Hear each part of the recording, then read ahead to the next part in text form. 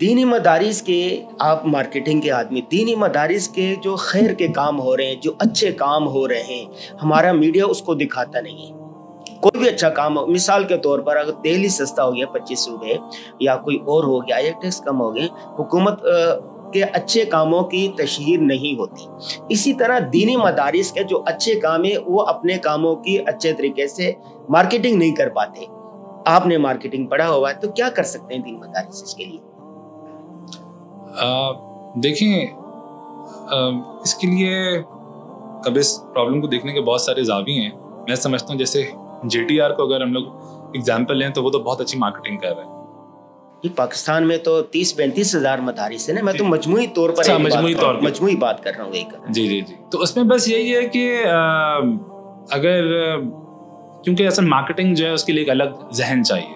Usually اس کی training عام طور پہ جو ہمارے علماء کرام ہوتے ہیں ان کو ہوتی نہیں ہے۔